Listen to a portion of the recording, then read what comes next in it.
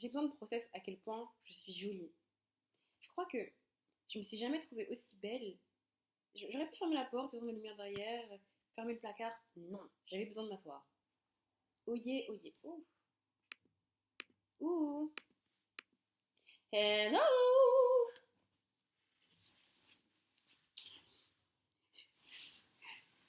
None of this was necessary. I'm happy because the makeup is spot the fuck on. Yes. I will need to buy another mascara. I don't know when and how and you know, but I'm gonna buy that other mascara. Good point is, I won't need to buy another one now. Like, I still have some for a week or two. It depends. Tomorrow I'll add mascara. This weekend I won't. These other days I will. I have a whole, it's a whole month until that day. That's my biggest day, I would say. The other big day is tomorrow, but it's gonna be night, me and myself. The other big day is on the 22nd on Kifi's apparition. I'm still speaking English, bro. My community is French. It's fine. So I have all of those big days. I'm happy. It looks like I have like kind of dark lashes. When I don't. And I appreciate that. I want a FaceTime call. If I had someone to call, I would FaceTime call somebody. No, I don't have friends, but it's fine. I have people I like. These are people I still can hang with sometimes, and there's gonna be a day, in which we're gonna be closer, or maybe not. But I just know I have a lot of faith in the fact that I will find my people at the right time, right pace. I just have to be patient, and also, this is not the main thing I'm thinking about. I just thought about it because of right now. I like how it looks like. I have high extent lashes than I have because of the eye makeup. I'm excited. But I know everything comes at its own time and at its best time. From my experience, I've never had something that wasn't perfect at this moment. I feel like I've always had everything I needed at the perfect time. That's the reason why I'm always grateful, why I'm always optimistic, and how I stay positive even when things are not really doing well. My mom's like, you have this habit to just say yes, you're fine when you're not necessarily fine. But knowing that I will be fine is the same for me. Like, I'm not fine right now, but I will be, so whatever. I do need to try to talk more, to deliver more, to say when I need help or something. I used to think I used like until a few months that I could fix anything, which I do. I always end up fixing everything, but sometimes things can be lighter. I don't have to carry all the weight all the time, but I don't like to put burden onto people. It's like in Islam when you have this thing when the sunnah is do not tell your nightmares. And there's also this ayin thing about le mauvais œil, the evil eye. I think this is another thing. But about the nightmares and stuff, I think you do not need to say everything. Because sometimes it can bring the person to think something, even if they don't mean to hurt, they don't mean to diminish you, they don't mean to hate, to envy, they don't mean to anything negative. Because of their own fears, they can project onto you and make it happen for you. They can make it a reality because we are creators and we make reality happen. So when I say I'm positive, when I say I'm optimistic, when I say I hope for the best, I am not being delusional.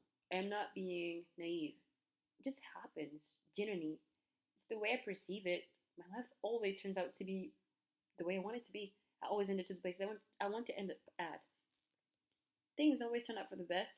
And it, like, all the time, afterwards I realized, oh my god, I'm happy I didn't have it earlier. because I was not ready to have it. And this really helps me being patient. So yeah, I'm not in a hurry when it comes to friends. I'm not in a hurry when it comes to anything. I've had more like romantic experiences than friends, and I feel like for the past 10 years, I'm 21, right? Since I got into middle school, there's always has been a name. Every year, there's always has been someone. I spent those last 3 years dating, and before that, I only had 1 year not dating. No, two. I had situationships. It's still the same. I do not even fear being alone. I do not even like. I'm genuinely comfortable with being alone. So it wasn't even hard to break up. I mean, not in the sense of loneliness.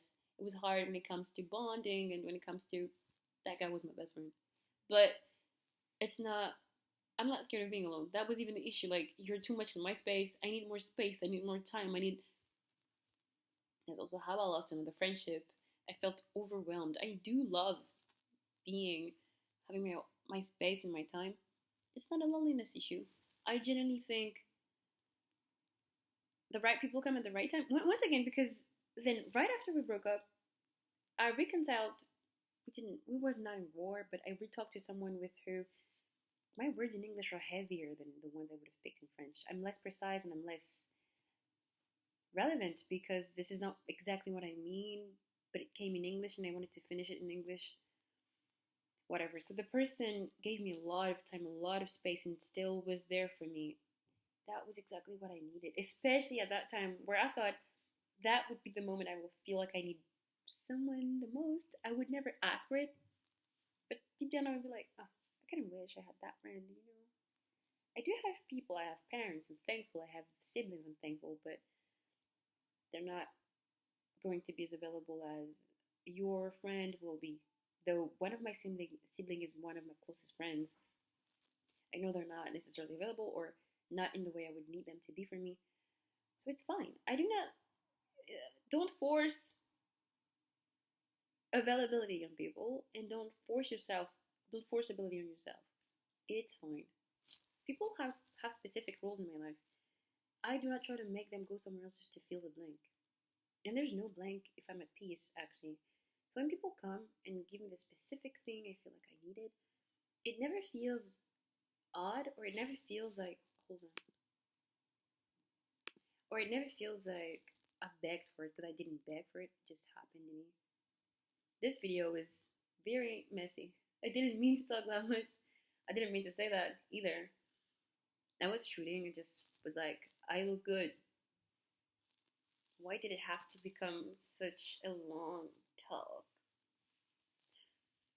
Hey, Dino. It's fine. My mom is coming. I really have to finish cleaning up the room. It's fine. It's fine. It's fine. Didn't eat. It's gonna be iftar soon. Happy. I wish you all the best. This video, I might put it out as my first video because I shoot a lot of them. I never put them out, and they're way more structured and way more. There's themes and there's a lot of stuff. But I always hold on to perfectionism and stuff. So maybe this is going to be the one that is going to be out. And the message, take whatever you want to take out of it, but also trust the process. That's something you must have heard 1,000 times. But really, trust yourself, trust your peace, and go where it goes. Follow your peace, look for your peace. Do not mistake peace and comfort. Those are two separate things. Comfort is not something to hold on to because this is going to make you be stagnant. My mom is there. This is very much not my mom. I don't like when I'm cold and I don't want that to happen. My mom is probably happening. What else is happening? Me talking right now. I really want to say that care about what you feel like. It's hard for me to even. To me, what I think is how I feel. How I feel is what I think. It's hard for me to realize that I'm having feelings happening, going on, emotions, not feelings. Feelings are something else. But I very much struggle with both. I struggle with both my emotions and my feelings. I felt numb my whole teenage days, and it was okay. I just was performing emotions. I was forcing myself to cry to know how I would feel, if it would help me. I would fake a lot of stuff to shake me and know where I emotionally stand. And I couldn't find a stand, and that was fine. 2 years ago, I figured something out, and it kind of helped me, and I got more into my emotions. But then, since that specific time, I felt overwhelmed. My emotions are, I'm always like, why are you happening? This is not where I'm going. But then, over the time, I got to make them align with what I think, and my emotions now are really showing me where I'm trying to go. What I mean is, for instance, I'm gonna feel mad. This is going to indicate something specific in me, so that I will have to fix it in me, not trying to change the situation outside, not trying to fix something, someone outside. It's about me. I am feeling the mad. I am feeling the anger right now. So this is about me. Why am I angry? And I knew that, but I knew this in a different way. It was mostly like, for instance, I would never call angry out of myself. I would just go like, I am, you know, because I would spot what would make me react, and I would jump on that. But I didn't necessarily jump the way, if I had to follow my emotions, I would have. For instance, a lot of things were neutral to me, so I knew this could have been disrespectful if I cared, but I didn't. It took time to realize people were talking to me when they were being mean sometimes. And when I realized, I just didn't care. Like, generally, I was like, oh, so this is happening. And then nothing. Like, oh, they like me. Thank you. You know, what am I supposed to do with that? I still have that, Loki. That's the reason why I struggle a lot with small talk, because I already have emotional issues, and now you're adding something that's not even gonna make me react at all. That's tough. But it's fine. I feel like I have a different personality when I speak in English. This is whatever. I don't want to talk about it. I want to go on with the topic.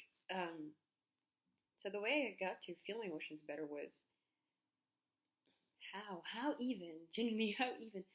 I was more compassionate by myself, because at this moment I was very much of a perfectionist when it came to everything, which paralyzed me. And I loved creating, drawing, dancing, singing, producing, making videos, shooting, picturing, writing, poems, movies. I'm about a lot of things. So sometimes I was paralyzed because of that, and I was like, no, no, like this shouldn't stop me. Be more compassionate. And through this, because before that I was only experiencing. I had emotions, but they were things I felt like I built, like I made happen. But I was frustrated. That was the main thing I was feeling, frustration. And I realized it's because I was not knowing how to align feelings with who I am, who I was, who I was thinking. And this enlightenment now brings me peace, because anytime I have an emotion, it's not overwhelming anymore. It's not, who are you anymore, as an unknown person, or as an intrusive thing. It's a part of me that leads me to another way of perceiving the situation. And it makes me even richer. It makes me even more relevant, in my opinion, and got me out of a lot of situations in which back then I didn't realize I didn't appreciate, or I didn't realize I appreciated, because of that, because I couldn't tell how I was feeling, and I would just go with what I think. For instance, this person is trying to be nice to me, I'm going to be nice back. I had some working around ways, like, this person is crying. Are they sad? Are they mad? Are they frustrated? Is this something in particular? You know, and I would always try to fix it, not to stop them from having the emotion, but just to make them feel better, because that's the only way I know how to help others try to fix it, because I cannot feel it for you. I cannot even feel it for myself that much, so that's why I do not feel guilt. I tried. I've been called selfish for that, but I do not feel selfish at all. I'm like, I just cannot go through what you're going through. And I cannot be mad at myself for doing something I meant to do. Like, if I knew all the things I know now, I wouldn't have done this that way, or I wouldn't do it again, or but still, I didn't at this point. So what can I do? Why would I blame myself? Why would I blame myself? It doesn't sit with me at all. I never feel guilt. Ever. I feel bad. I'm like, oh, I messed up right here. I can try to fix it with playing on top of it. But I won't feel mad at me, or I won't blame myself for that. I won't beat me up for this. I'll just get to be like, oh, I was not that good at this point, which I hate. I hate not being good at something. So that is my helping point, I guess. I have so much things to say now, but I also have to clean the room and have my mom inside when she's coming, whenever she's coming. So I'm just glad for this. Um, it's not only about trusting your emotions, because sometimes you might not be able to interpret them or perceive them accordingly in a way that actually is adequate. So trust your thought process. That's what I do personally. That's what I've always done. So I guess it's easy for me to say. But if you struggle with emotions the way I do, maybe try recognizing patterns. That's what I've always done, even as a child, because I think, you know, not having emotions that I could perceive made me have another way to cope with that. So I just look for patterns in everything, in everyone. That's why when I when I was 10 until I was 12, that's something I don't really like to talk about. But I used to be a stalker, and that was not because I was just curious about how people worked. So I would make fake accounts to talk to my own friends, to get to know them better, just to see how they would react to this or that. I would never be mean. I was just being another person. I was trying to make them, to trigger something else in them that maybe I wouldn't be triggering, or I couldn't observe. That was always interesting. I've only been caught once because I've been too far. I just wanted to push it as much as I could. But yeah, did that for 2 years. Very helpful. I did learn a lot from this, actually. I don't know if I would ever put this video out. Because now I'm like, this is something that could be used against me. I might put it out and maybe someday put it off, I guess. I mean, I'm not ashamed of that. I'm just like, I hope people take it the way I intend it to. But the truth is, things never get received the way you intend them to be received, because people have their own biases. The fact that there are other people means they have other experiences, and they're still going to have their own lens. So even if it feels like they do perceive it the way you think they do, they maybe don't. They most likely don't. But it could be close, could be similar, but it's not going to be that. Which is a reason why there's no such thing as we looked at each other and we understood. No. Maybe if you know each other for real. But it's always going to be biased comprehension. It's never going to be fully 100%. It's fine. I just think we should keep that in mind. Especially when, when a lot of people have arguments. I don't argue a lot. But as a child, I was arguing a lot. Actually, people were arguing with me. I was just standing on my point. But people thought I was trying to argue or that I was just trying to fight them over a thought or something. I was genuinely just making my point, and I might push you till the edge, not to be right, but just to see how far you thought about it, how much it matters to you, why, how, where it's going. I'm just trying to understand. I'm curious. So yeah, back to the patterns. Try to see what triggered, or not even from that. Generally, keep it constant. But I guess for some people it might be very mind tiring. But if it's not, or if you want to try, I'm okay. Just from the day you wake up, track your thoughts. What are you thinking right now? And keep going. Whole day. Get used to What am I thinking? And as time goes on, you're going to realize you have patterns. You're going to realize you have specific reactions to things,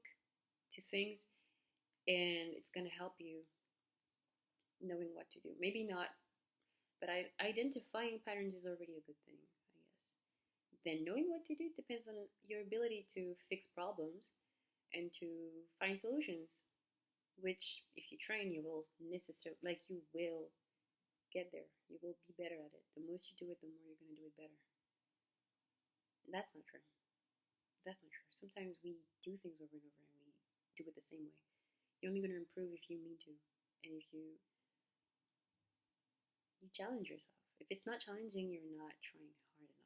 You're not really even trying. I told you, no comfort. If it feels comfortable, you're not challenging yourself. You don't need to challenge yourself all the time. Hold on. I'm just saying, when you mean to work on something, make it challenging. At least. I say at least, but that's just like, you're not working if it's not challenging, so you're not even doing the task. But maybe you feel like you do. Maybe I missed a point. So I guess I will say at least. Generally, what helped me the most with emotions was observing. That's how I navigated through my whole life. And I'm 21. Was patterns, yes. But it was an observation, yes. But it was also a lot of self-criticism. Though at some point it brought me to anxiety and to social phobia and to agoraphobia and to a lot of things, because I was so used to always doing that and to seeking patterns into others' minds. When you have self-doubt, this thing can be very harmful. Once it's gone, it can be very good. You can be better at understanding people, and mostly don't take things personally. I almost never did. But but at some point when I started feeling my emotions, I started to get things personally. Or sometimes I would take things personally so that I could feel something, or so that I can go on with an idea or test my ideas. I wasn't numb, like I'm telling you. I just felt like I was low on emotions. I was low on levels, low in intensity, low in, you know, every emotion I would have would pass, would not become a feeling, just something that lasts a second. And then it just moves and whatever. So I guess I've learned to have feelings and not emotions. I think if I spoke in French in that video, I would have connected the dots way quicker. It's very interesting, but it's true. I would have been more precise, yes, but I would have also had a different reflection. I think I would have had different words. I would have had maybe different solutions also. But the pattern recognition is also the reason why sometimes I have bad memory, because I go back to patterns. I go back to what I think I thought at this moment. Most of the time it's true, and I'm going to take several elements that were in the moment to know how I would have felt right now if it happened then, or if it happened later. And I will know what plays, what doesn't play. Sometimes I do get it wrong, because I go onto patterns. I don't feel like I have another kind of memory, but also memory is about patterns. Like, we just make connections, and the more there is things to take in account, the more we're likely to remember or to forget. That's to the point it gets to. There's so much emotional response. It can be so high you forget. It can be so high you totally change your emotion, your memory. And every time we think about something, we change it because of the patterns. Because we always do that in a certain amount. We project who we are now into who we used to be and what happened at this moment. So sometimes we're like, oh, I could have never done that. You did. Or sometimes you think, but you did.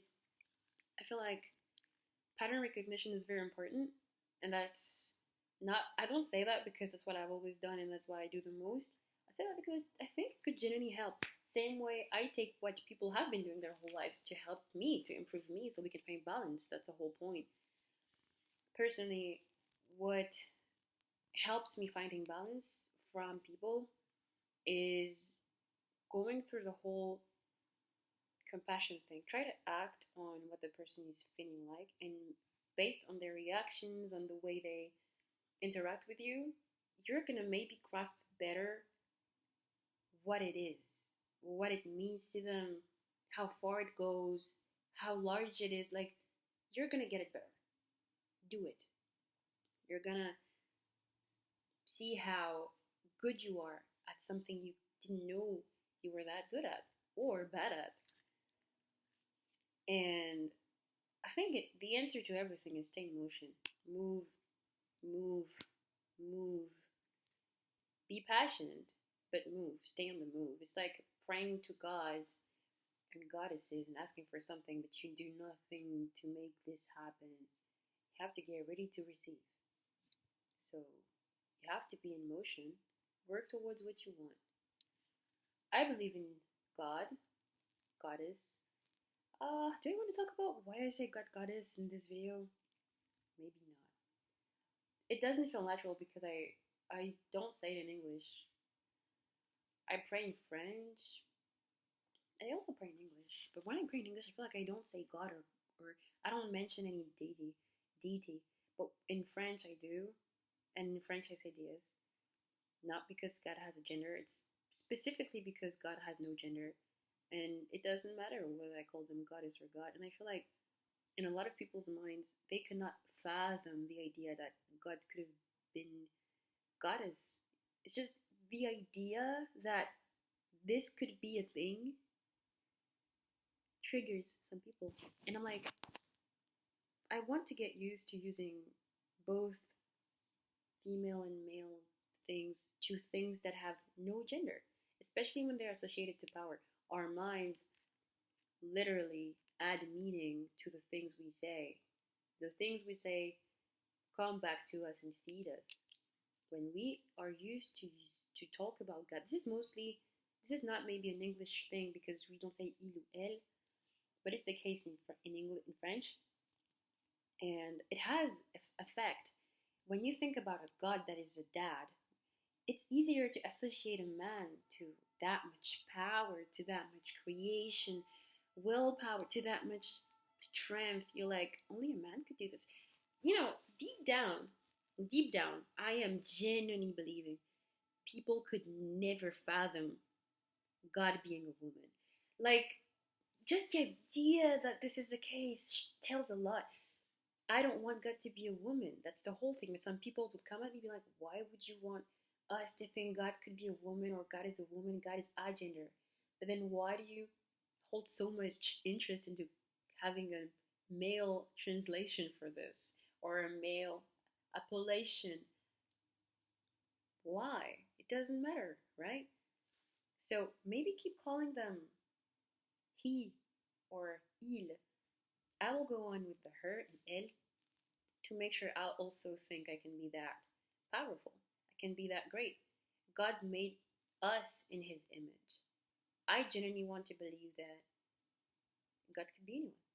You know, God has no gender once again, but they made all of us in his image.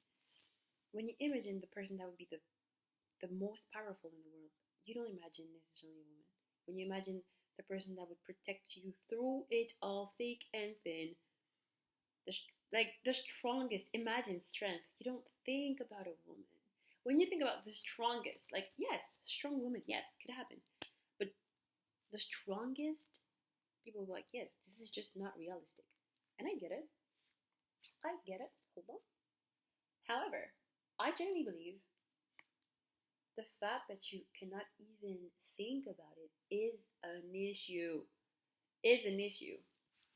And that's maybe why it's not happening as much. Because we manifest what we believe. We manifest what we say. So if we don't start saying it, when will it happen? So yeah, I don't believe in God as that one God that did it all. I believe in humans being able to project their realities and make them a thing. So I think we made all this up, not because it doesn't exist. I just think we always think these are things that are outside of us when they're inside. We're all gods, we're all goddesses. And it's not blasphemy. Because I see no writing that goes against that. If you take the very bottom of it, the very meaning of it, you realize how they just all align with that truth. It's not blasphemy, especially if you respect it, if you deeply respect it, and you understand the importance of calling it outside of you. If you call that power outside of you, but believe it is in, like because you make it a thing, it gets outside, you realize how God is a projection, but it's outside. You need to project to make it happen. So God is not you, but it comes from you. That's what I'm saying. Yet, in a way, that makes us gods, right? God needs believers to be a God. That's not true, but that's something I have a theory about it, but I think I really must end that video.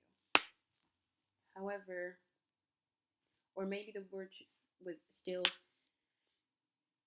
um, work on your emotions, work on your thoughts, work on the patterns. Know who you are, basically. Know what you stand for. Know what you care about. Know what makes you feel this or that. What is fulfilling, what is not. What you want. What you want. Make sure to every situation you go through, every person you encounter, when you talk to them, you ask yourself, well, what do I want out of it? Get your answer. And then shift to that consciousness, get to know how to get what you want out of it, not in a manipulative way, in a conscious way.